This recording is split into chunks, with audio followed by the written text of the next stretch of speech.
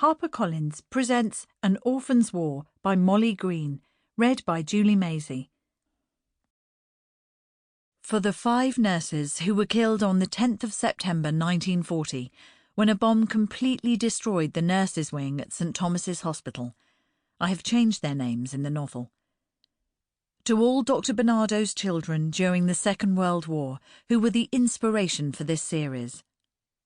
Lastly, to all those who served in the RAF's Coastal Command. Chapter 1. Liverpool, September 1939. 3 days after war was declared, Maxine Grey walked slowly down the aisle, her fingers nervously gripping her father's rigid arm, towards the man she had promised to marry, her best friend, Johnny Taylor. In spite of the bad luck she'd warned him it would bring, Johnny had turned at her entrance, and now he gave her his wide smile and a cheeky wink. She knew it was meant to reassure her, but if anything it made her more conscious of the huge step she was taking. The strident notes of "Here Comes the Bride" from the organist almost took her by surprise, making her pause, her ears hum. She pulled in a deep breath to slow down her heartbeat. Her father gave her a quick glance and patted her hand. She could hear the swish of the satin-like material of her dress, feel it catch at the back of her legs with every stride. It had taken her a month of evenings and half-days off from the hospital to make the simple cream dress which swept the floor, and the little matching crop jacket from a McCall's pattern. The same amount of time Johnny had given her when he'd persuaded her they should get married. There was definitely going to be a war, he'd said, and it would probably come sooner rather than later. She swallowed. How right he'd been. Another step, then another, and another.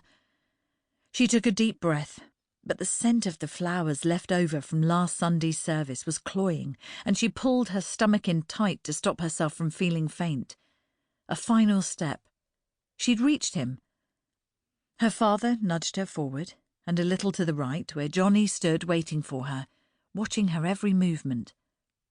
His smile had faded now, as if it had finally dawned on him too that this was a serious event. How different he looked in his grey suit, older, not like her Johnny. Her fingers reluctantly left her father's arm, and she was alone. But of course she wasn't alone.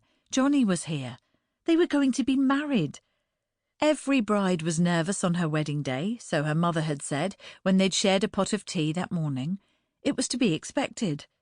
She wasn't to worry. Johnny was a good boy. He'd always look after her, her mother had said. "Johnny's who we always wanted for you, Maxine. Your dad's so happy. He can die in peace knowing he's left you in good hands." It was no secret that her dad had a dicky heart.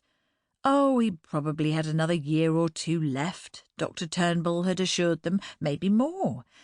But he'd encouraged the family to enjoy as much time together as possible.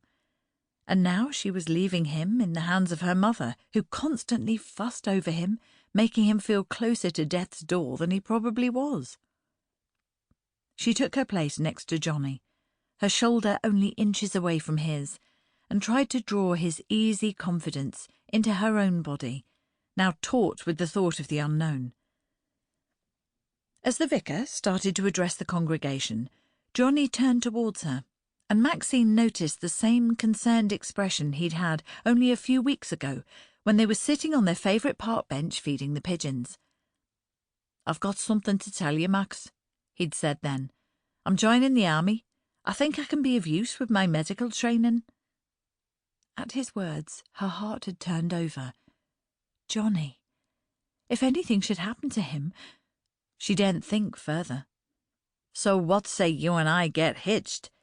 He'd quoted the words with a mock American accent.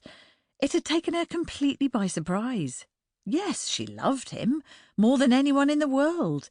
He was the one she'd run to since she was a little girl, right from when he and his parents had moved next door but one.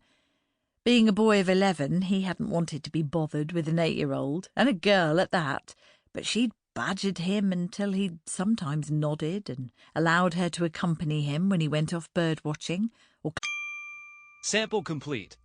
Ready to continue?